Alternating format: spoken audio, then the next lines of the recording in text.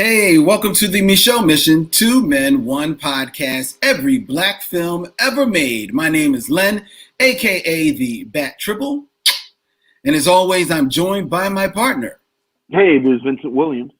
Tonight, ladies and gentlemen, it's the holiday season. Yeah. And what better way to spend the holiday than with your best man? That's right. The Best Man Holiday from 2013. That is the movie that we will be reviewing tonight here on the Michaud Mission, streaming live via StreamYard on Facebook and Twitter. And no, the Best Man Holiday was not my selection, nor was it the selection of Vincent Williams. No, the Best Man Holiday comes your way by way of our very special guest this evening. You've heard him on his fantastic syndicated radio show, the Scenario Radio Show, which is available in Nashville, Baton Rouge, Rochester, Austin, Santa Rosa, Atlanta, Albany, Middletown, you name a place, that's where the Scenario be dropping, and it be dropping with the dulcet tones of our guest, Van Everette. What's up, Van? What's going on, man? I've been waiting all my life to be introduced with the term dulcet tones. I can retire now. It's right. That's right up under rich and buttery for me, as far as what I've always wanted people to say about me. So I'm good now. Well, I can't believe that anybody has not said rich and buttery because, you know, you're a good-looking brother. But man, you got a voice for radio, dog. I thought like it was the second coming of like John Facenda or somebody on this radio, man. I was like, oh damn, like it's now we are now officially a show. It's like Frankie Crocker's son. Exactly, right, exactly, man. I'm waiting for like the top 10. You need to be a DJ in 1978.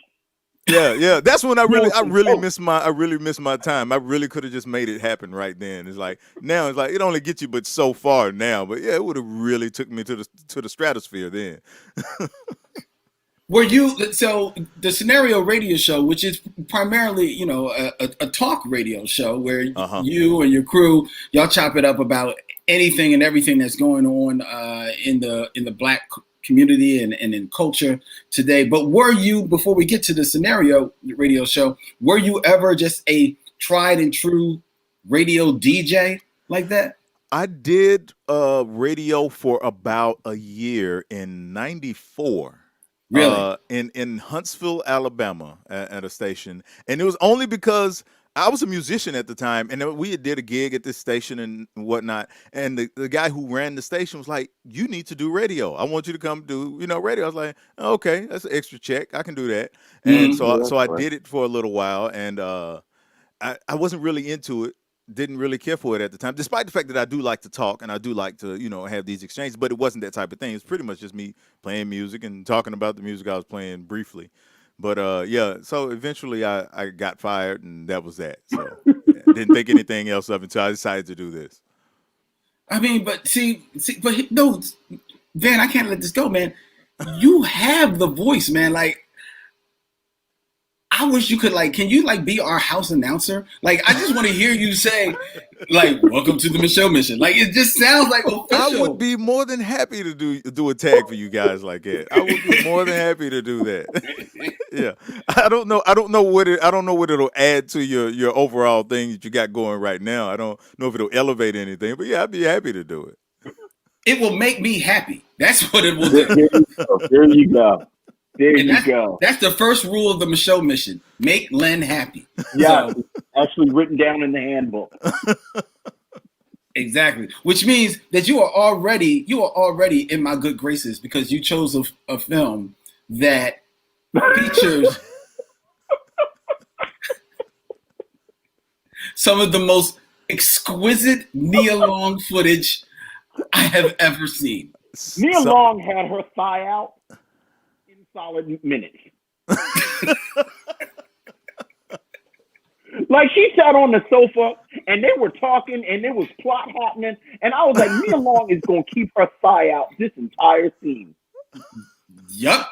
I didn't know we were on Nia Long thigh watch in the whole thing. Now I will admit this is some of the best Nia Long footage since the first Best Man movie. So yeah, Mm-hmm. I am with you there. Yep, Yes. yep. Yeah. I texted Lynn. I was like, Lynn, you gonna be able to? You gonna be all right? Yes. Yes, I am. And I know exactly the scene that you are talking about, Vince, because I had to watch it 3 or 4 times so I could catch what was happening plot-wise. Right. That's the dialogue, right? I was totally distracted. But before we get into that, ladies and gentlemen, Van, thank you so much for taking the time to sit with us. Tell the people, the 4 or 5 people who are listening that don't know about the Scenario Radio Show, give them the 30-second pitch on what the Scenario Radio Show is all about. As our tag goes, it's real talk with a playlist. So the idea is that we wanted to simply just normalize blackness in every aspect of life. And part of that is that you can't really discuss what it means to live as a black person without how music integrates into all of it. So whatever the subject is, whatever we're talking about, we have a playlist that goes with it. We did an entire show on adoption one time, and we did also songs about family, family affair, family reunion, hey mama, just the whole nine. We did a show, Driving While Black, where we talked to a retired police officer in New Jersey who had been making a push against police brutality and was really making some headway. And all of the songs were songs that we enjoyed writing to. So yeah, but that's always what we do, is real talk with a playlist. And you've been doing this Scenario for a few years, and you've got quite a squad gathered together around you. Yeah. We've been doing it 5 years. I have my co-host, comedian B Cove, and my co-hostess with the co-mostess, as we call her, KB. And then we got a good team behind the glass, my co-producer and my engineer, Dana and Zai. Got a good team. Because there's a lot of moving pieces, it's important to have a good team around us so that we can kind of make it happen. And they get the job done. I can't knock them.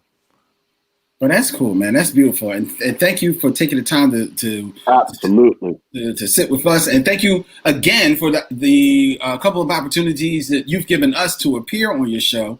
Yeah, we're really thankful for that. I love y'all guys, man. Love the show. Big fan of it. So I've always, as soon as I had the opportunity when we did something movie oriented to get you guys on, I jumped at it, and I'm glad that you guys have me on. Oh yeah, absolutely. You most definitely. Long time coming. Long time. Speaking of long time, Vince, I was looking in the Michelle Mission Facebook group, and shout out to everybody out there that's sitting there and watching us and listening to us right now. I see you, Aaron Fry, Deborah Battle. How you doing? Robert Monroe Jr., everybody in the chat. I didn't realize, how about this, talking about long time, Vince, that Hal Williams, who is most famously known from 227, and even though Vince probably knows him better as Schmitty from Sanford and Son. To say, I'm old school Hal. Yeah, I know where you know him from, Vince. Mm-hmm. He turned 86 years young just yesterday. Yeah, that's beautiful. That's beautiful. Happy birthday to Hal Williams. Wow, talk about and he's definitely like one of those actors that you saw all the time, everywhere, and his face was very familiar to you, but like, oh, I've seen that guy. I've seen him in this. I've seen him in that. Because even when he was on Sanford and Son, he was definitely just a recurring character, recurring. But when he locked down on 227 and that show became the hit that it was, that's when he really gained prominence in the African, and he became like, one of the number one fathers in the I was Black about community. to say one of the great dads of the 80s. Yeah. One of those great dads of the 80s. Mm-hmm. And what I liked about his portrayal in that show is that they were very much like they were in love. You know what I mean? That's one thing I will say. They were really good. Were you familiar with Hal Williams, Van? Yeah. I used to watch 227, man. The whole Saturday lineup on NBC back in the day. Yeah, I was right there for 227, Golden Girls, the whole nine. And he, like you said, one of those black fathers. all too rare in sitcoms at that time. But we had a decent run of black fathers around that time, though, We between that and did. Cosby We Show and did. everything. But yeah, Yeah. yeah. Well, I fortunately, did. how? Go ahead, man. Go No, ahead. I didn't even realize it. I guess you just don't think about that.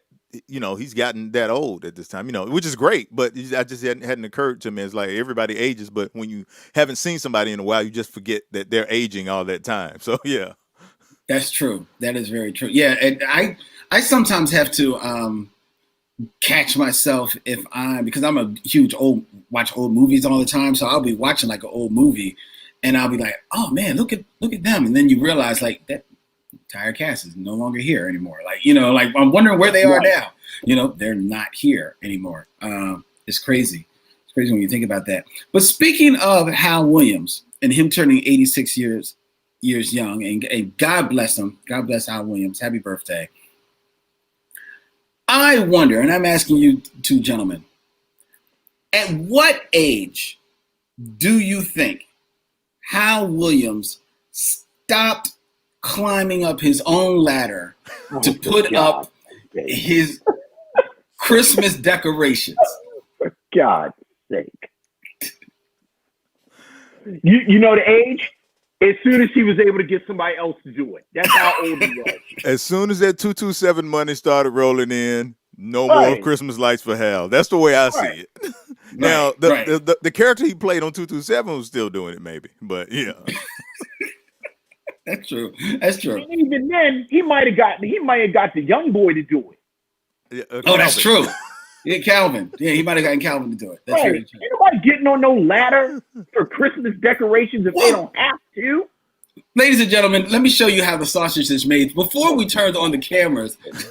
This is ridiculous. And you know it's ridiculous if I'm saying it's ridiculous. I want to know. Before we turned on the cameras, it was revealed to me that both Vincent and Van consider themselves, too good to put up their own Christmas decorations at their house. That is 100% false, the way that you frame that. You put up you don't put up the Christmas lights. Van just said he doesn't put up. Obama is a Muslim. Like, that is 100% false, what you said. Van just said he doesn't put up Christmas lights in his home anymore. He does not. What we said was that we avoid getting on ladders. Yeah, especially for lights, to put up Christmas lights. I was about to say, and to put up lights on ladders. If we can avoid it, we can. But now, I decorate all types of ways if I can stand on the ground. But Van, in the family dynamic of putting up the Christmas decorations, it is the man of the house job to get up on the ladder and put up the lights. No, it is the man of the house's job to make sure that it is done. There it is. Hey, the man's got a point. In fact, I agree with that idea. Everything at this level and down, decorated to the fullest. Tinsel everywhere as far as the eye can see. Anything above that, wasn't meant to be. Look, you fall off a ladder. The first thing that somebody is going to ask is, what were you doing? Right? Right? Right, yes, they're going to ask that, yes. Cleaning the gutters. Oh, all right. Wow, that's too bad. Make sure somebody checks it next time you do it. Yeah. I'm painting. Mm-hmm. I was painting. Okay, you got to be careful with that. You're moving around. Right. That's very true.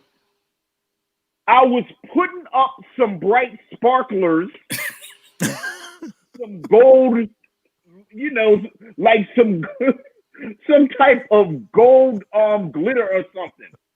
Well, why was your dumb ass on that ladder?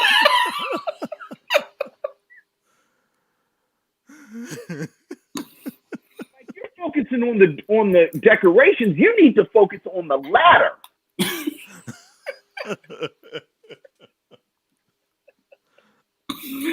You're too to just be on ladders. Well, I don't think so, Vince. I don't think so. So if you want, Lynn, if you twist your leg wrong, you're gonna be limping for the next 2 weeks.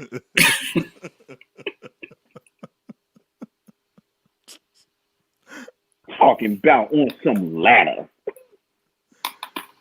Hey man, it's All certain right. holiday related activities you gotta let go of past a certain age. I don't like fireworks anymore. I don't climb ladders to put up Christmas lights. I don't invite Fireworks. certain people to Thanksgiving. It's just Why you certain messing stuff is with too dangerous. fireworks? Why you messing with fireworks? Unless you're like 14 or younger. It's got a Okay. All right. You've made your point. You've made your point. Okay. I don't agree with it, but I see your point. Lynn, if you fall off a ladder putting up some decorations, it's gonna make me very sad. But in my quiet spaces, I'm gonna say, why was his dumbass on that ladder? So speaking of the holidays, what do the holidays look like around the Everette household over there, Van? What do your family get up into? Me and my wife, now that the kids aren't here anymore, we're really laid back. We are really laid back. We do not try to create a theme out of it anymore. At best, as my wife has got a lot of Christmas music going on. Occasionally, now this year, obviously, we're not going to be able to get out. We like to go and catch Kwanzaa celebrations and things like that, and we'll go to somebody else's house and have a ball for the holidays. But we want this to be our safe space. We just we keep it really simple now. Since grandkids come around and we turn it on for a little while. But but on a daily basis, we don't ramp it up anymore. No. I feel you. Now, you said you had the Christmas music and this real talk with a playlist. Uh-huh. So what is the ideal Christmas? Let's put it this way. What is the ideal Christmas album to put on rotation at the Van Everette house? It depends on who you ask. My wife, it's probably going to be NDRE did an album. Christmas album. She loves that album. She'll do that one. Me, it'll be Vincent Guaraldi, Charlie Brown Christmas. Yes, I love that album. It's just, which I can listen to that any time of year. To be perfectly honest, it's just good music. So, yeah. But because honestly, I'm not a big Christmas music guy. And unless the music, if I don't like it any other time of year, I'm not going to like it just because it's Christmas. So if it's a good song, I'll like it. But there's a lot of times some Christmas songs you're just like, oh no, this isn't a particularly good song. I'm not going to let the fact that it's Christmas force me to listen to this song any more than the time I've already listened to it. So yeah, I'm a bit of a music snob though. What can I say? So nobody's rocking "Backdoor Santa" by Clarence Carter. Not in this household, but I am from Tennessee, and you better believe that I got a lot of family that's got some serious Backdoor Santa in rotation. All right. Yeah, I come from Backdoor Santa country, so Y'all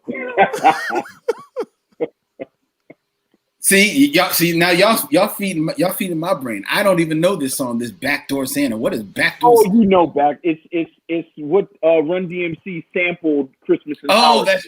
That's right. Okay. Yeah. Okay. I did hear that once, the original that they got it for. All right, cool. He gives all the little girls gifts while the boys go out to play. He ain't like Old St. Nick. Old St. Nick only comes once a year.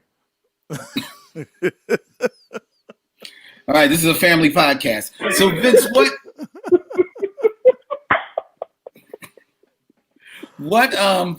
like you're a bit of a music snob too, Vince. So I'm curious what Christmas albums are on rotation at Casa de Williams.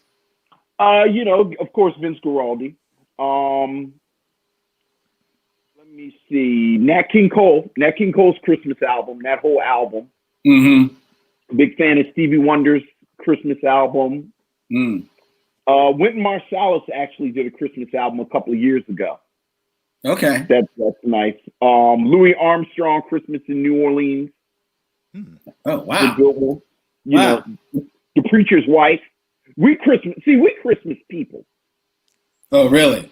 Yeah. We get Van. I got a 4-year-old, so Oh, like it's real. okay. Yeah. So it get real Christmas up in here. Yeah, So you got to do it. Mm-hmm. Jackson. Did I say Jackson 5 Christmas? you didn't say Jackson 5. You didn't say the Yeah, Temptations Jackson either. 5. Mm-hmm. Oh, Temptations, of course. Yeah, that's what I grew up listening to. The Temptations. Yeah, of course. Every year.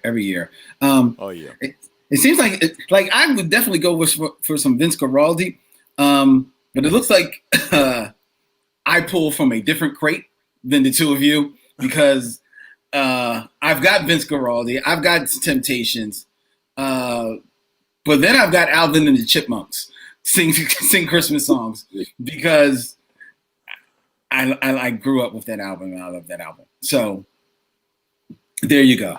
I'm a different kind of dude. All right. Hey, something for everybody. There you go.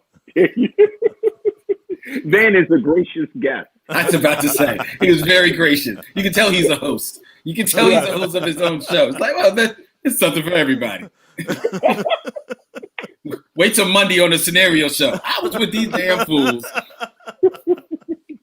That's the most polite way of saying I'm not messing with that I've ever heard.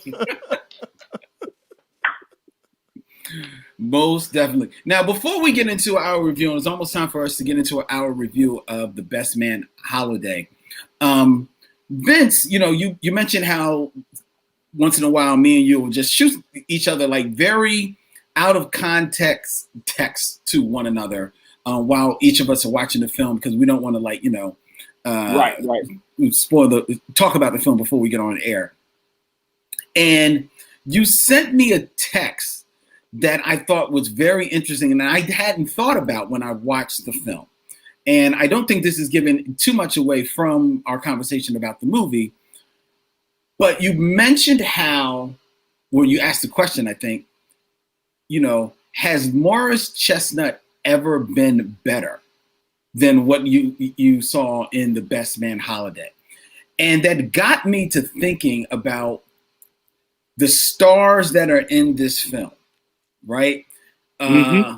And especially considering that this film is in 2013 and it's a sequel to a movie that came out in 1999. Uh-huh. It's like almost like 10, 15 years later. Yeah, oh right? yeah. So I was wondering, is The Best Man or The Best Man Holiday the zenith for any of these performers in their careers? Zenith as in like this is that's career. That's a good question because that's actually could be two things, two different things. Melissa Souza, I think all of them have had very, very big careers. Really? Because I mean, like who hasn't? Honestly, when I was thinking about it, there was only one person on there who I can definitively say that The Best Man and The Best Man Holiday is not like the pinnacle of their career. It's probably only one performer. Who? Terrence Howard. Tay Diggs has been on Broadway 2 or 3 times. Nia Long is huge. Sanaa Lathan has been in lots of movies bigger than this. What about you? What say you, Van? I don't know. I don't think so. I think a lot of people in the movie seem to have had careers that have done quite well before and after the movie. I think now on a performance level, I do think that this may be, because I was thinking about this. Morris Chestnut's performance, it may be his best performance. Yeah. But he didn't need this check. Like he didn't need the Best Man Holiday check. Yeah, yeah, yeah. The majority of them seem to have had fairly decent careers coming out of this, and in between it, especially considering that these films are what, once every 10 years or more. Right, Well, right, right. right, So right. yeah, I don't know. All right. Well, we'll see. We'll discuss that a little bit more, ladies and gentlemen, as we take a turn and get into our review of the Best Man Holiday. But first, it's time for Gutter Talk. This is where I forgot to talk. where Vince and I give you, the streaming public, a little extra bonus, because this is the stuff that will be cut out of the podcast because the trailer will be playing. So we can just talk about whatever the hell is on our mind right now. Whatever, it don't matter. We can get loose with it. Vince can curse like a sailor that he usually is. Van, who's on FM radio, he can get loose with it if he wants. He can stop putting on his radio voice. He can really talk like how he really wants to talk. my mom used to always make me take the bass out of my voice when I was going through puberty. She was like, "No, you need to take some of that out when you talk to me like that," because I was just anything I was saying. I can see how that could have been a problem when you were 14, 15. Man, yeah. What do you mean, yeah? I just said yeah. Yeah. That is terrible. Yeah, it's just the simplest thing. It's like, what's for dinner? It's like, who you talking to? and then you say, you, Mom. You're like, what? Next thing you know, there's a shoe upside your head. Yeah. And Now, do you have a son, Van? No sons. No sons. I was about to say, I was wondering if any of your kids had that voice. They don't. It does run in the family. It does run in the family. My grandfather had a really big, booming, deep voice. Apparently, even his grandfather had one. This historian did some stuff on my great grandfather, who was a minister and everything. And yeah, so apparently it goes way back in the family. Yeah, a lot of my nephews, uncles, same thing. Y'all are just sitting at the family reunion sounding like Melvin from The Temptations. Speaking of The Temptations. mm-hmm. Yeah. That's about it. It's just a That's base off all macaroni and around. cheese. Well, thank you. You gonna eat your biscuit? Right. Right. Yeah, I have a nephew who his voice got like that. I don't know, man. He don't even think he hit puberty and he was already just, getting his Barry White on. It was like, oh, this is weird. I see how my mom felt now. I was about to say, I hope you ran interference with his parents. Yeah, like, he's not being disrespectful. That's just his voice. There you go. Exactly. All right. You got anything on your mind, Vince? No, you're ready. You're ready to talk about the movie. I can tell. No. I can tell. Oh, I know. Go ahead, Vince. Go ahead, real quick. Go. No, I am, because this was fascinating to me, and I figured out what the difference is between when I saw it the first time and when I saw it now. But I'll save it for the show. Okay, so I didn't like it when I saw it originally. I know. So, and I tried to figure out what happened, but I figured out what happened. Oh, I know this. You'll like this, man, because when we were lining up movies for the month before we had booked you as a guest, I didn't know if I was going to be able to book you as a guest, but it was the holidays, so I said, let me, Vince, let's watch like a holiday movie. So. Wait a minute. No. You were booked as a guest, but remember, you didn't know what movie you wanted to watch. Yeah. So for the last week, I said, well, let's watch a holiday movie, Vince. And I chose The Best Man Holiday. Uh-huh. To which Vince said, oh, I ain't going to watch no dumbass Best Man Holiday. No, you're going to have to come up with something better. Come up with something. So I had to switch it and choose another movie. And maybe 2 days later, you sent me the email. Best Man Holiday. But I'm glad you did. What's crazy is I wasn't really I just was like, you know what, let's give that a try. Since it's the season, it's not like I was like, oh yeah, this is one of my favorite movies. Because I the first time, well, we'll talk about it. But yeah, Yeah, well, I felt a little I think I probably felt a lot of the way that you felt, Vincent. So yeah. Before It'll we be get interesting. into that, and I think the listeners will appreciate this. Just a quick question: have either of you watched on Netflix their new Christmas film, Jingle Jangle? Yes. I haven't watched it. My wife has watched it now at least 3 or 4 times. It's I plan to get around to it when like the grandkids are over. That was the plan for me. it's very good. That's what I hear. It's very good. Well, Vince, you're a little biased because your I'm crush just is saying. in there, Anika Noni Rose. She's actually not in it that much. That's either. very true.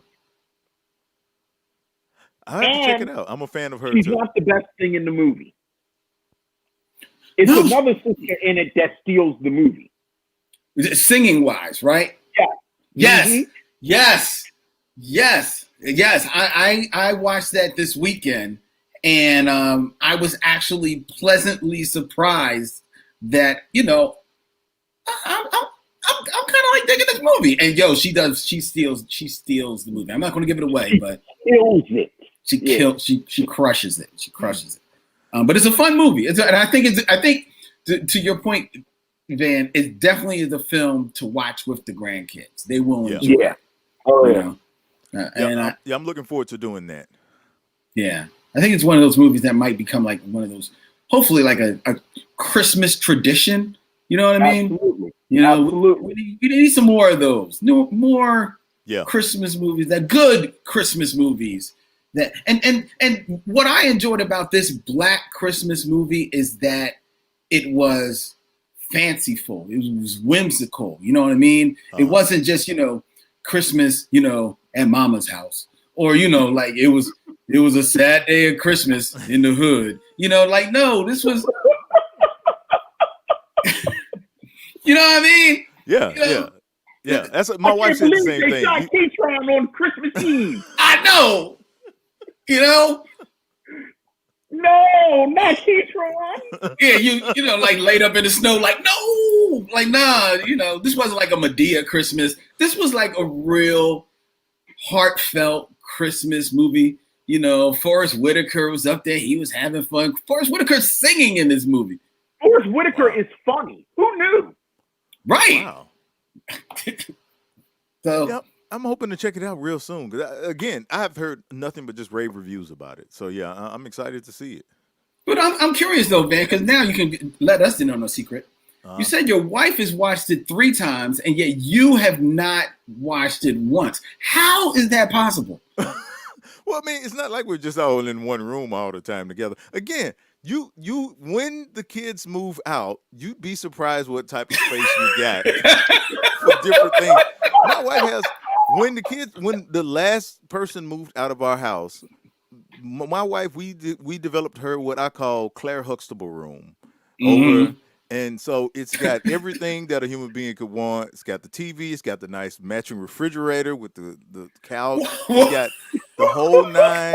That's not the Claire Huxtable room. She got an apartment. You wanted to say it's over in the other zip code. It's over. No, Are you it's allowed upstairs. in there? I am allowed in there. I am allowed in there. You got to knock first. Yeah. Oh, yeah.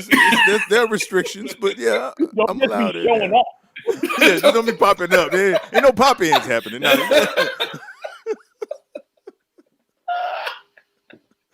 No, you just can't just be just dropping by, upstairs in the room for no reason. We need to work all that out. Just get on the schedule and then come through.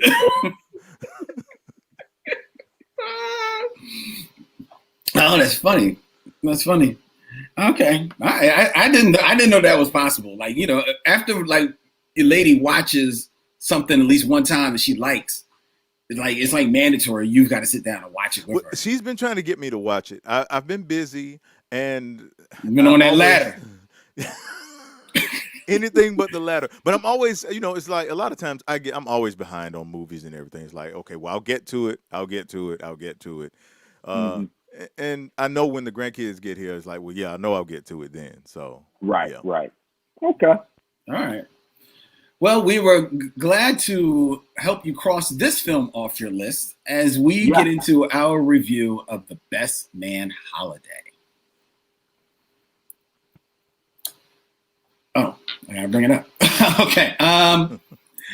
The Best Man Holiday is a 2013 American comedy drama written, co-produced, and directed by Malcolm D. Lee as a sequel to his The Best Man from 1999. It stars Morris Chestnut, Taye Diggs, Regina Hall, Terrence Howard, Sinai Lathan, Nia Long, Harold Perrineau, Monica Calhoun, and Melissa Del Souza, all reprising their roles from the previous film. Highly anticipated, this movie was released in 2013 to pretty positive reviews from critics who praised the performances of the cast, Lee's direction, as well as the dramatic elements. The film would go on to win the Image Award at the 45th NAACP Image Awards in 2014 for Outstanding Motion Picture, Outstanding Direction in a Motion Picture for Malcolm Lee, and Outstanding Supporting Actor in a Motion Picture for Morris Chestnut and Terrence Howard. This film, The Best Man Holiday, is brought to you today here on the Me Show Mission by our good friend Van Everette of the Scenario radio show. Van, what say you of The Best Man Holiday?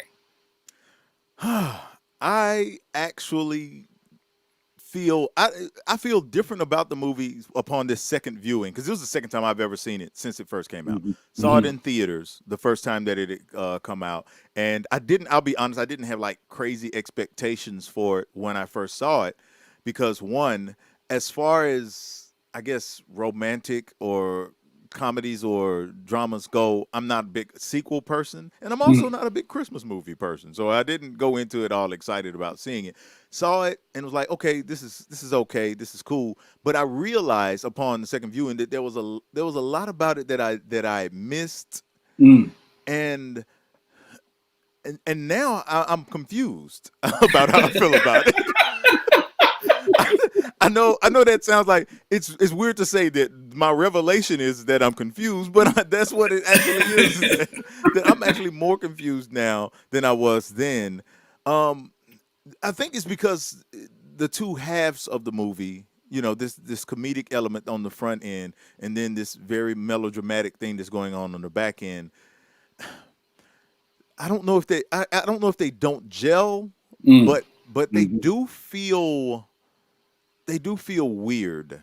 And I think it's and I'll be honest, I think I probably am more uncomfortable on the comedic end. It's not that it doesn't necessarily work. It's that once you bring all of these characters together, and there's supposed to be all of this tension that's happening. The tension should be happening, but I don't know if they really clarify how the tension should be happening. Right. So because yeah, obviously it should be there because of the relationships that they had and some of the things that had taken place in the previous film. But when you look at it, seemed like they were just more concerned with writing in more and more drama than taking the drama that was naturally already there and finding the comedy in it or finding the things that were interesting about it. So it's like we don't necessarily need Melissa D'Souza to be Real Housewife to not already be a point of contention with her previous relationship, or I don't even know if we need. I guess you got to have the pregnancy and everything to add the drama there. But it was so many different points of drama that it felt more like they were going for something very soap opera-ish when they had the drama. They had drama already there. They had, between Morris Chestnut's character and Taye Diggs' character, Nia Long's character and Sanaa Lathan's character, all the drama that they needed was there, and it was enough to. I think they should have made the film work without going to all of those extremes. So when you go to all those extremes in the first half, and then try to pull in this other direction, you know, I guess to say, well, you know, we're bringing everybody's coming together because there's something more important than all of this drama. Mm-hmm. Then it just, I don't know, it felt weird. It feels kind of disjointed to me. Mm. So, and I know as I'm saying all of that, I sound pretty critical of it, but at the same time, either of the films that this film is composed of are okay by themselves. I just don't know if I Mm-hmm. really get them. They really don't move me when they are together. If that's the best way I can put it. Mm-hmm. Lynn? You, Vince, go. Oh, I think I agree with you about the tone issues. Uh-huh. And that has been my issue from when it came out. I want to go to what you said about all of the drama, because I think in some ways it kind of speaks to what Lynn was asking before we started about the careers of everyone involved. And you almost get the sense that since 99, since 99, you have to think about the negotiations that took place to get all of these actors involved. Like I said, except for Melissa DeSouza, who I've always liked, but her career never really popped as much as I kind of want. And even Monica Calhoun. You know I have a soft spot for Monica Calhoun. I know you do. But for the rest of them, like the rest of them have legitimate careers, like actual careers that to get them back involved, you got to have a plot for them. Like you got to have something for them to do. Yeah. And then it's like kind of the greatest chance casting of all time. Regina Hall in 99 gets like a scene, but by 2013, she's Regina Hall. Yeah. Right. So like you got to do stuff with Regina. Like you have to do stuff with Regina Hall. So that to your point, I did think it was kind of overplotted. Yeah. But I understood, like you got Terrence Howard and Taye Diggs and Morris Chestnut and Harold Perrineau and Neil Long and Sanaa Lathan. Like you got to do something with them. So we do this stuff with them. But I do have to say, I think ultimately the tonal shifts work for me this time because I bought their relationships. Like I think it is a credit to the script and a credit to Malcolm Lee. Like what I put in my notes, just to reference something that we've talked about before, I put that in a lot of ways, this was the anti, why did we get married? Where one of my critiques of why did we get married is that I never had an understanding of why these people were friends. Like I didn't understand the dynamic between this group of people. Whereas in this, I thought the dynamic between the group was very well drawn. Like you understand Taye Diggs and Morris Chestnut. You understand, you know, Monica Calhoun and Nia Long being best friends. They kind of play it very subtly, but you know, why is Melissa DeSouza there?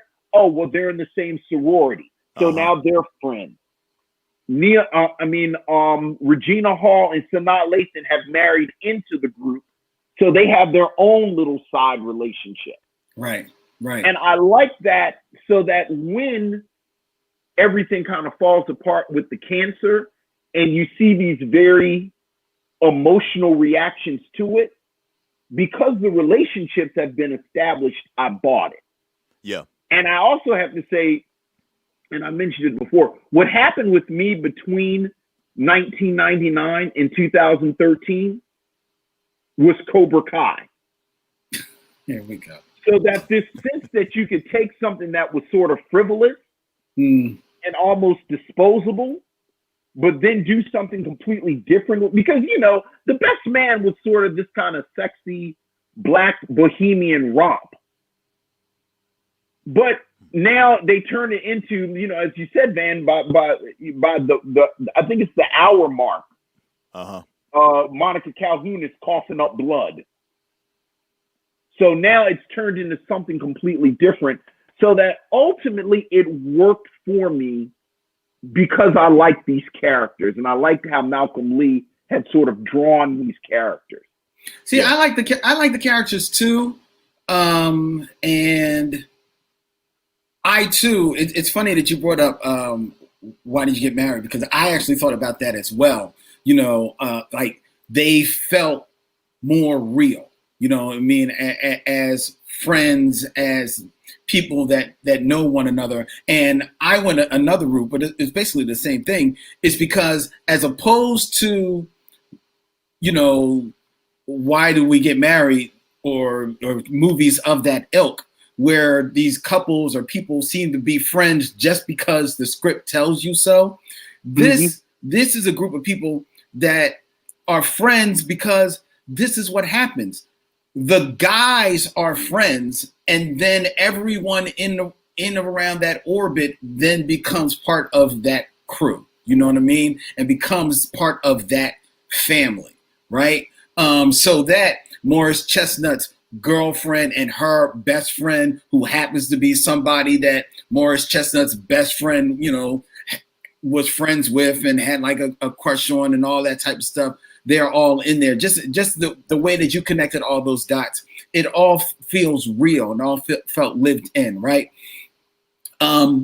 So I appreciate that, but I do have to agree with Van. This is still comes across as two movies fighting against itself, right? And there are moments where it kind of works, and there's moments where it like the disconnect is just like stark right there in your face. You know what I mean? And it's so apparent in your face that it just leaves you like, what? Like you're rolling along, you're chilling and everything, and next thing you know, you find out that, you know, my man's wife is on a video and from back in her stripper days, right? And the way that that's presented is presented as something real, because this is like, it's not presented as like, oh, my boy found it. No, it's presented like this is costing us money. This is costing us our livelihood. This is going to hit us deep, because now we are $2 million in the hole for this business that we're running. That's serious. And then the rest of the way is pretty much played comedically. And it's like, right. I'm like, but this is real talk, though. This is real talk. And not only is this real talk, but your relationships are feeling so real to me that it does not jive with me that 15 years later, this movie doesn't take place 2 years later. It's not made 15 years later, but it takes place 2 years later. No, it's made 15 years later, and it's supposed to have taken place about at least 10 or so years later. You're not going to tell me 10 years later you find that about this video with your wife, and now you're just going to let people start clowning her? You're just going to start clowning the situation? You're going to be showing it all to your boys. First of all, I see a video with my woman. I am not showing my boys. This is not real talk. Now, if I've got that one boy, because everybody's got that one boy that you know, that's the vault. I can go to you. It ain't going nowhere. And let's be real. For some dudes, it's not a boy. For some dudes, it's a girl. It's a chick. So you've got that one friend. But I'm not going squad deep. I don't care how deep the squad is, and showing them a video of my woman doing whatever. I'm just not doing it. Just that doesn't even ring true to me, especially the way that we are introduced to it. You know what I mean? So, and then to your point, Van, the tension that is supposed to be felt between Morris Chestnut and Taye Diggs' character, we never really have it explained. And I think that's because we're meant to believe that these two dudes who ended in 1999 on their way to reconciliation, somewhere along the lines, 15 years later, not having talked to each other, they're still pissed at one another, right? Now, that just didn't ring true. But what I appreciate about the movie is that it does give lip service to it at the end. It does explain what it is at the end, because at the end, it's not about the two of them. It really is about Morris Chestnut dealing with his anger that he has towards his wife. Yeah. That's right. Towards that situation, and reconciling with the anger that he's feeling about that, and also feeling guilty about feeling angry at her because of what she's going through. Right. Spoiler alert for a 7-year-old movie, Monica Calhoun's character is battling cancer. So he's feeling guilty about that. That is a powerful moment. The bad part is because this film feels so disconnected, that doesn't come until like there's 30 minutes left in the movie, damn near. Yeah. You know what I mean? Yeah. That was a plot that should have had much more room to breathe. Yeah. Again, I'm going to keep going back to the business aspect of it. Even in the first movie, Kay Diggs and Morris Chestnut's relationship was the heart of the film. Mm-hmm. But if they would have kept that the heart of the film, I think we would have had more space for that, because I thought that was a really, really smart plot point. Yeah. And it connected to the first movie where Monica Calhoun wasn't even a character in the first movie. Not She's really, just right. sort of this ideal that he puts up on a pedestal. That for her to say that, I was like, wow, that's really smart. But you got all this other stuff going on. Yeah. And I think that's the thing. Even when you were talking about a minute ago, I think it was Vincent, you were mentioning on the back end how those relationships really shine in those interactions during the more dramatic parts and everything. And I think a lot of that really is attributed more to the fact that they already had the other film to establish how those relationships work than it is what was happening in the beginning of this film. Now, I'm not that's not to take anything away from it, but it's like the film itself, as far as how those relationships, the chemistry of those relationships, I don't know if it stands alone and is able to do that as much if it's not for the fact that it's informed by the previous film, which helps it along, because again, it's so crowded with all of these other plot points in the first half of the film that is just, you don't really get a chance to see those things breathe. And the thing is, I think there's a way it could have still kept a lot of the comedic energy that they were trying to get without some of the extra plot points. And so that's the thing. And again, I think even the first half of the film isn't bad by itself. If they had continued to make that film, if they decided to go that route, is just overly dramatic, extra soap opera type things going on in a film that was a comedy, and that was what the entire film was, probably been pretty cool. Same thing with if it had been a more dour. I don't know if it was as much of a Christmas movie if you had taken that second half, and did that for a whole movie. But still, both of them work okay separate from one another, but they just don't connect for me together. Yeah, and that's the thing. But and whatever is missing, I think, is carried as far as the character interaction and the power of why it works, is because it's informed by the original movie.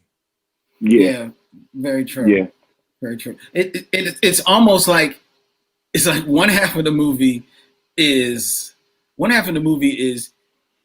TV One presents The Best Man Holiday, and the other half of the movie is Lifetime presents The Best Man Holiday. It is exactly like that. It's like what a Lifetime movie would look like if they didn't think black people only were musicians. Because that's all they do movies on of black people. It's like, oh, the Whitney Houston story, or it's it's never just a regular black family or anything. Yeah. Two things. I just want to point out. I was also calling this movie "Black Don't Crack," the movie. Man, the cast looks amazing, and I love Malcolm Lee's flex at the beginning, where he actually integrates old footage. Yeah. And he's like, I'm going to show you old footage and then show you the way they look now, because they look as good, if not better, than they did, 15 years ago. And then, as we said a couple of times, I think we should talk about it for a second. I think this is the best acting I've ever seen Morris Chestnut do. Yeah. Yeah. I think Morris Chestnut is legitimately good in this film. And I've never really said that about anything he's been in. And you know why I think he stands out in this film? And this is not necessarily, it may come off as sort of like a knock, but it's not to knock him. But I think it's because he, like you said, Vince, in the original film, him and Taye Diggs are asked to pretty much be like, they're asked to be like the leading men of the movie, right? They're asked to be like the stars on post. In this film, he probably more so than any of them is definitely in ensemble mode. And because of what he's going through, he's not asked to be, you don't have to be charming at this moment. You don't have to be funny at this moment. All you have to do is be real in your reactions to the moments that they call for. And that is, a lot of actors will tell you is harder to come across as very authentic. And he does come across as authentic. There's a moment in this film where he is, he's talking about his feelings about his wife. And this is before it's revealed that she has cancer, but he knows that she has cancer. And he comes across as a man that is 100% devotedly in love with his wife, but knows that she's going through something. And it reads all over his face without him even saying it, man. And I was like, yo, Morris he's putting in work in this movie. He is definitely putting in work. Yeah, I was impressed with how he was also able to come across so conflicted, because even though he doesn't come across as if he's just completely has a grudge against Harper, Taye Diggs' character, but he doesn't also come across as if he's completely open and receptive to him. And that conflicted nature of how he's interacting with him really shows up, in a way that I was really impressed with, because that could have easily just went one way or the other, but with very little dialogue, he was able to make it work. Yeah, and to go along with that, I really, really bought the plot point that the engine of Monica Calhoun's character trying to get them to reconcile was that he was about to pop. Like he he's leaning on his faith, but he's also being delusional about it.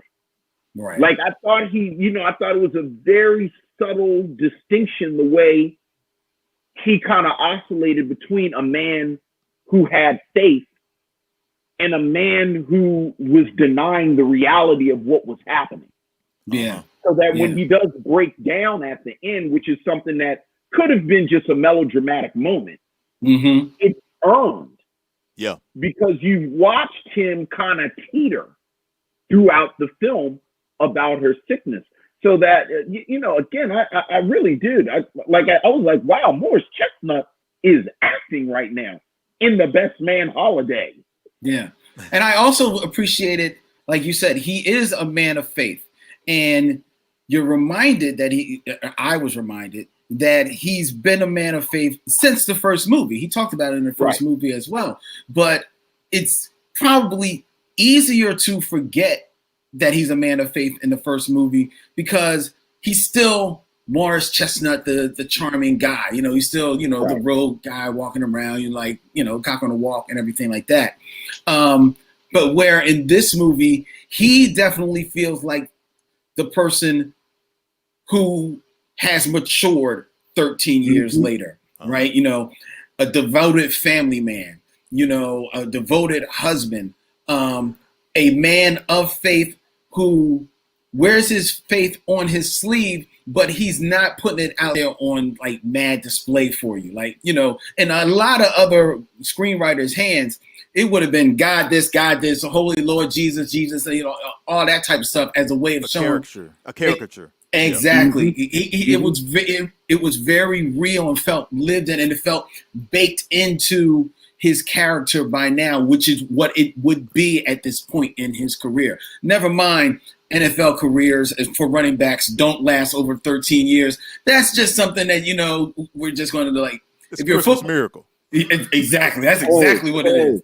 Hey, it's Black Don't Crack the movie. They don't. Indeed. Black knees crack though. Thank you, Van. Thank you, Van.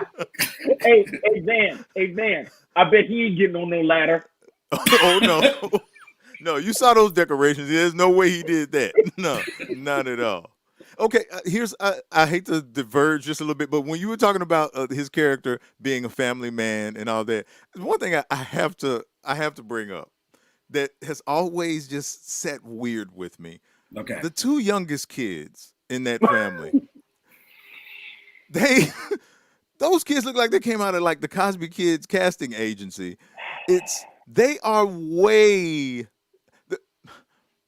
not using the same comb as everybody else, is what all I'm saying.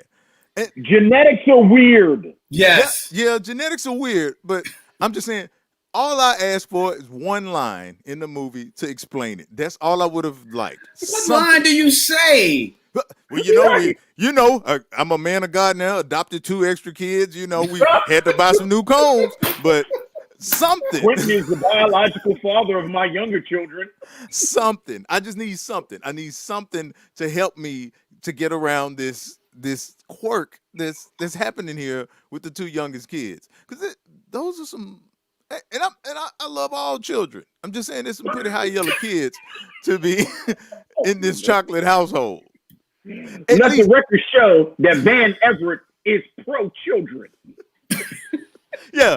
I'm gonna come out now and say I feel comfortable enough to come out now and say I am pro-children. Scenario is for the kids. Yeah, I'm willing to take that stance. I'm willing to stand behind that stance that I am pro-children, and I'm pro-light-skinned children, as I am pro-dark-skinned children as well. I just said, at least he could have had, if he had at least a light-skinned dad or something himself, that would have said, okay, it jumped the generation. You don't know, but you don't know. His parents weren't there, so you don't know. You're right. You're right. I'm just saying. Genetics are funny. The genetics are indeed funny. One line is all I asked for. Something. They could have written something in. Outtakes something. That's all I'm saying. That didn't bother me. I didn't see that coming. But I'm not saying it bothered me. I'm just saying I couldn't look past it. I noticed. Yeah, I noticed. I'm not saying it bothered me, but it's in my notes. Despite the past 5 minutes that I've devoted to it, didn't bother me. Despite writing it in a Sharpie on its own page. It's okay. All right, I'm just saying. I'm almost certain that there's somebody out there in among your missionaries who thought the same things. Like, those kids are really fair. All things considered. That's all I'm saying. Well, all I'm going to say, it was a very touching scene between Terrence Howard's character, Monica Calhoun's character, when they were sharing some weed. And I don't like this reading. I thought to myself, I don't remember those two being like that cool. But maybe Terrence Howard, we definitely see that he is the linchpin between all the friends. He is the one that is still cool with all the friends. Well, Lynn, I don't know if you remember, but and I forgot who was the guest for the best man, but I think where we landed was that Monica Calhoun quietly was a supervillain. That's true. So that might be like, oh, this is terrible. Lance is spending so much time looking at Harper. He'd have took his eye off of Quentin. That's right. Is horrible. That's right. A terrible line of conversation. This is terrible. Because I hadn't thought about this. I was just assuming that Lance had some outside kids he had to bring in. That's what I thought. I mean, again, he would not be the first devout Christian NFL player who just happened to have a couple of extra kids with Puerto Rican heritage that had to come into the family. So.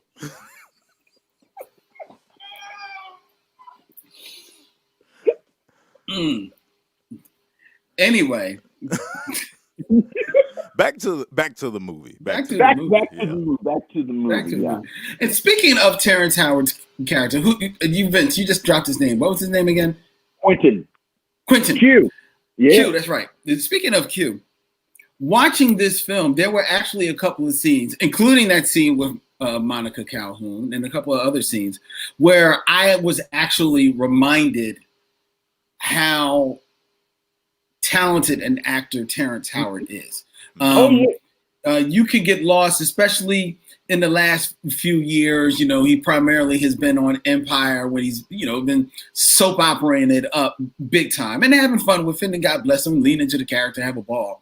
But you forget that this is a very, very talented individual who, quiet as kept, stole a lot of scenes in the original film.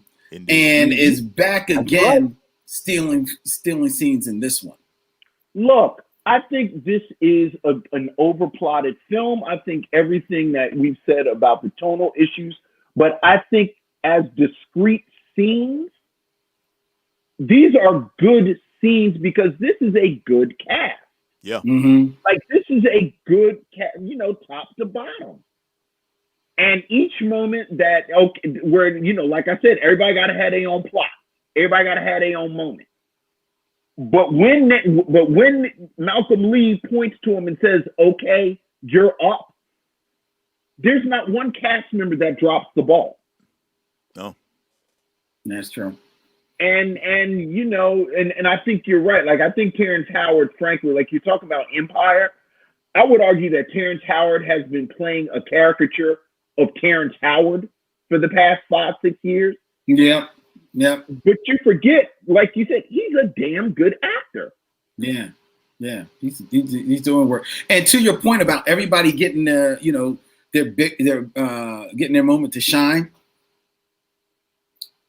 Man, I like me.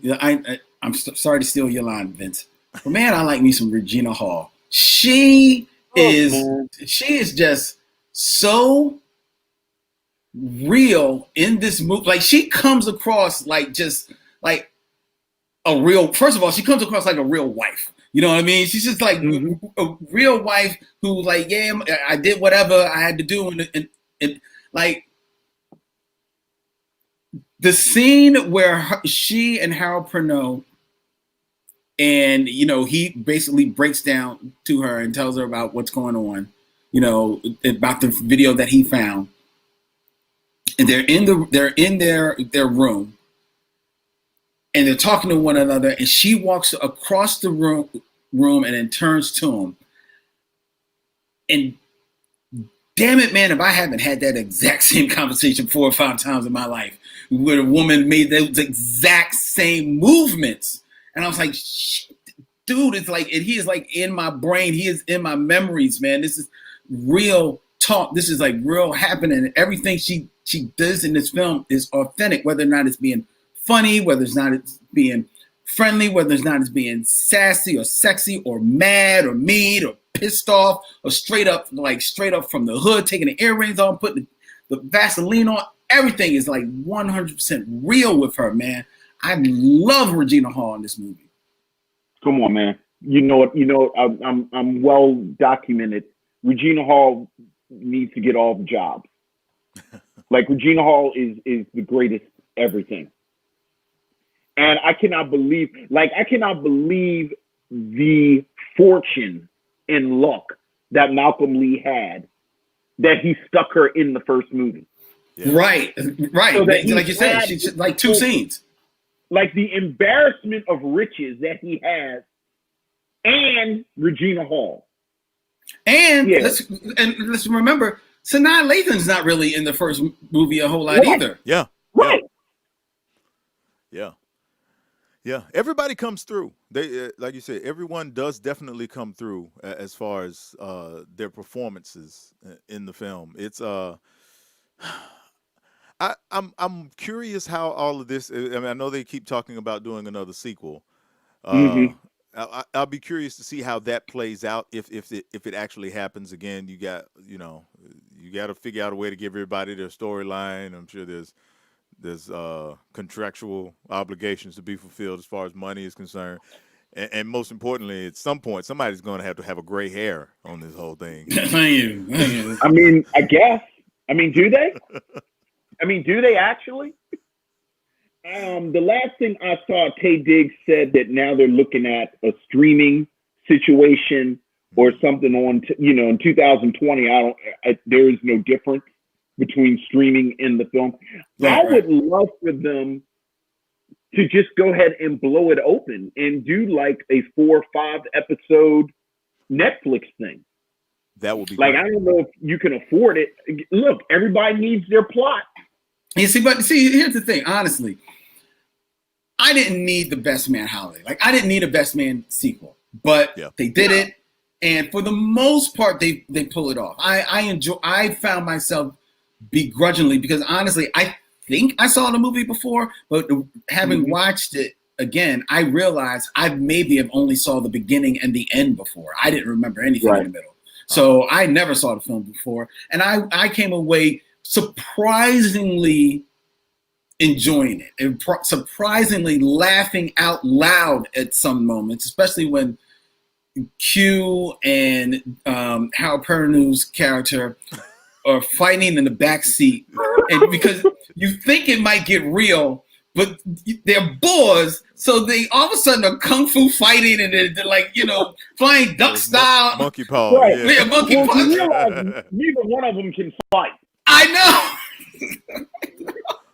I was like, I don't believe they stuck this in this movie, and I am laughing out loud. So there are moments when I was laughing out loud, and there were actually moments when I caught myself. I got caught up. I actually was feeling something. So I enjoyed the film. They don't need that They don't need to return to the well again. It's done. The characters, you caught up with them. They're doing good. Whatever. We don't need to revisit them again, because here's what's going to happen. If you revisit them again, all of these children, the Puerto Rican ones and the black ones, are now old enough that they deserve a storyline, and that's the last thing we need. All right, we don't need that. So, like, it's done. Let's keep it. You pulled it off. God bless you. A 15-year sequel that worked. Yeah, So I'm not the Best I'm Man not family demanding it. reunion is not something you want to see. What'd you say? The Best Man family reunion. No, I don't need to see the Best Man family reunion. No, no, please, no. Yeah. I'm not necessarily clamoring for it either, but that film did well. It did. It did quite well, as did the first one, and they weren't about to pass that up. At some point they were going to get to it. I mean, it beat out in the first Friday that it was released. It beat out Thor, the Dark World. Yeah. Well, it was up against Thor, the Dark World. Yeah. So I mean, that's still a Marvel joint, though. I mean, yeah, it's still. Yeah, despite it being, called the black comedy, and race music in film form, as they referred to it pretty much. But yeah, so I can't imagine. Yeah, at some point somebody's going to want to, there's some money on the table there. I can't imagine, if for no other reason than financially, that somebody's not going to jump at doing another one at some point. You two guys are the music heads in my orbit here. What did you think of the soundtrack for the Best Man holiday, which, while it features a couple of original tunes, features a lot of covers of, more popular holiday tunes and one cover of a heralded Stevie Wonder classic that I can't see anybody was really asking for either, but it's there. Yeah. What did y'all think of the soundtrack? I wasn't necessarily in love with it. It was cool.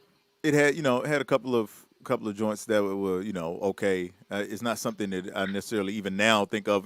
Come Christmas time, I want to put into rotation. So, but it wasn't bad. I actually like the remake of As. I was, it grew on me. I'll put it that way. It's not. If I have to choose between that and the original, I'm going with the original every time. But I could get with that remake because I think that when you're doing something, you're gonna recreate a Stevie Wonder song, then you need to find your own interpretation, and they definitely went with their own interpretation. So I appreciate that. Yeah. I don't mess with any of those Christmas songs, but the As, I thought it was a very effective use of As. Like I thought that was a very, very good scene. Like I was real sad. Yeah. And as one who never saw the film but knew that this remake of the song came out of the movie, I was like, oh, okay, that's a different take on As. Because for those who don't know, is As the Stevie Wonder classic, it's remade by Marsha Ambrosius and Anthony Hamilton on the Best Man holiday. And it's definitely a decidedly more mellow, somber version of the film, of the song, as befits the scene in which it is in, because it is at a funeral scene. Not knowing that that's where it came in, and then seeing that on screen, I was like, okay, yeah, I feel that. I feel you. I feel where you're going.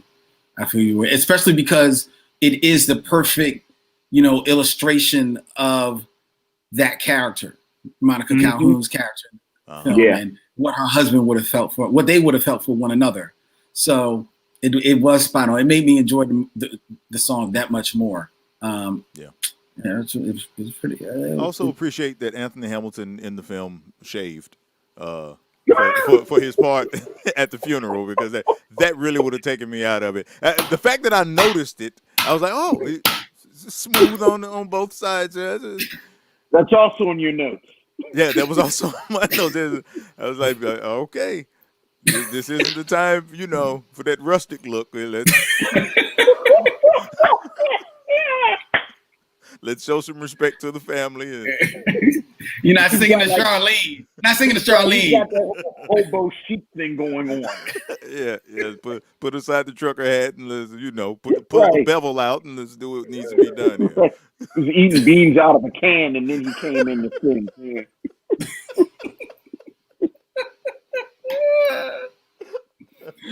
So before we get out of here, Van, would you recommend that people watch The Best Man Holiday?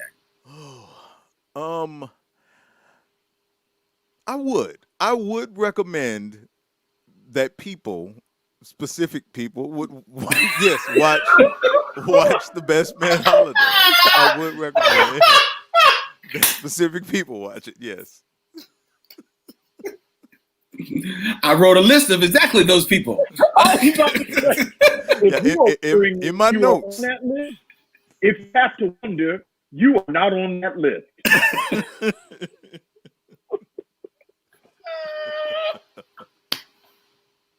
I'm glad I watched it already, because I'll be thinking, am I supposed to watch this? Yeah, I would recommend it. I'm someone who always has to preface everything. So obviously, if I recommended it, I'd have to preface it. But yeah, I'd recommend it definitely. All right, what about you, Vince? I would, but here's something that I hadn't thought about saying out loud. I just thought it went without saying, but Van mentioned how this builds off of The Best Man. Like, this is not a film that exists by itself. Yeah. So I would recommend this film to people who have seen The Best Man. Right. Yeah. There you go. And I do think it is a nice bookend. True. It is a nice bookend to what started with The Best Man. All right. And I didn't think I would come away from this review saying it, but it's a clean sweep. I would definitely recommend that people watch The Best Man Holiday. All right.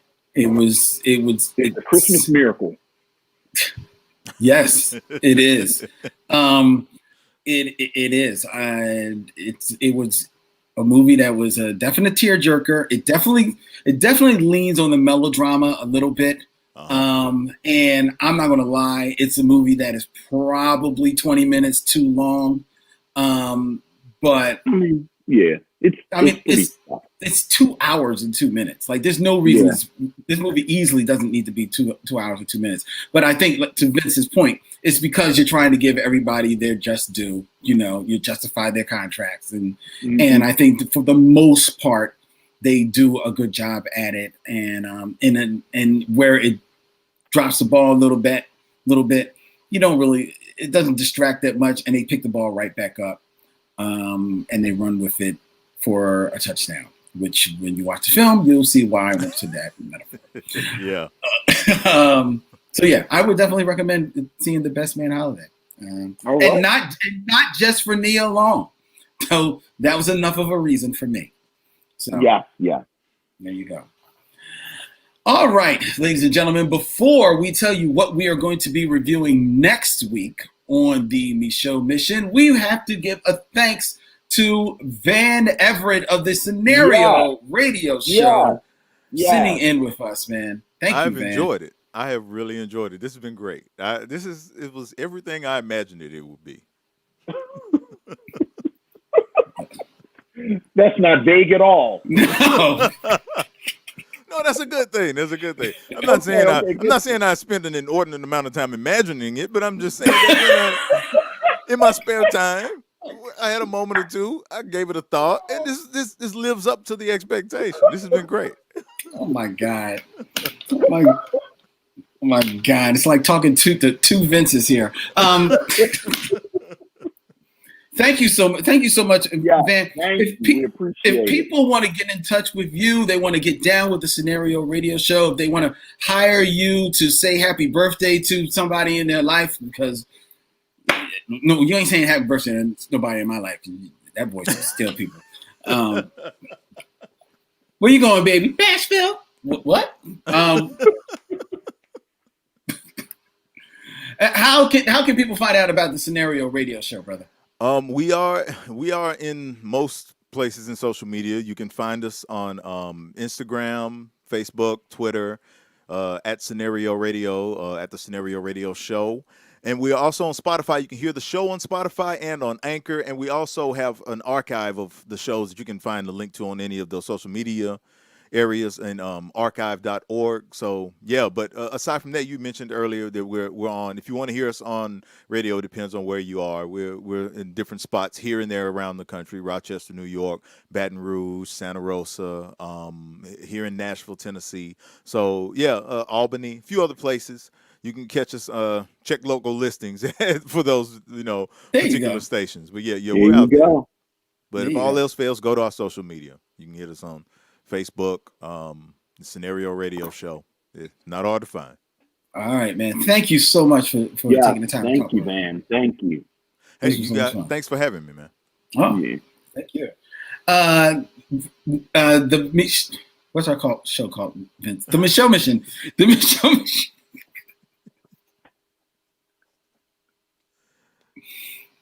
Sorry. Sorry, please. But he gonna get on a ladder.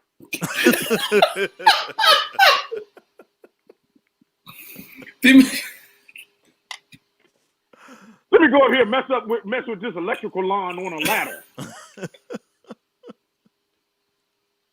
We invite you, ladies and gentlemen, to check out the Michaud Mission. If you like what you're listening to, email us. Email the Michaud Mission, if you would, please email us at michaudmission@gmail.com. You can like and follow us on all the social media. It's Instagram, Facebook, Twitter, and YouTube at the Michaud Mission. Go to the michaudmission.com and hit swag to check out some of the cool stuff that we have for your buying pleasure, brought to you by way of TeePublic.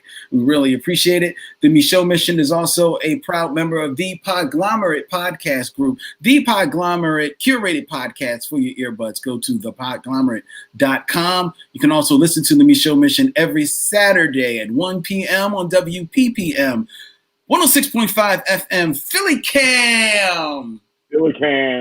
People Power Media here in the city of brotherly love and sisterly affection. And you can wake up with the Michaud Mission every Monday at 9 a.m. on WKDU FM 91.7 FM, the voice of Drexel University. All right, Vince. Next week is our final show of the year. It's our holiday extravaganza. And just for you, Vince, I went digging in my crates, but I didn't dig far. I didn't go to the 70s. I didn't stop at the 90s. I went to the beautiful decade of the 1980s, and I got a favorite of yours and Van's and mine, Richard Pryor. And I put him together with another favorite of mine, Jackie Gleason of the Honeymooners fame. And those two comedic geniuses came together in 1982 to bring the world The Toy. Son, I bought you a colored. That was the original title. It didn't test as well. Son, I bought you a colored. It tested well where down in certain places in the country. Oh yeah, it was through the roof down here. In fact, we kept the name. We didn't even go The Toy. What's this The Toy you talking about? Oh, you mean I bought a colored? Oh yeah. That year, Tickle Me Elmo was the big seller, but that's because people kept going to buy Richard Pryor, and people told them, "Ma'am, that's just a movie." I'm here to buy a colored. To play with my son. Call our Nashville store, see if they got any more coloreds. The Toy, ladies and gentlemen, next week here on the Michaud Mission. Until then, that's Van, he's Vince, I'm Len, and in parting, we say, we'll see you when it's time to meet again.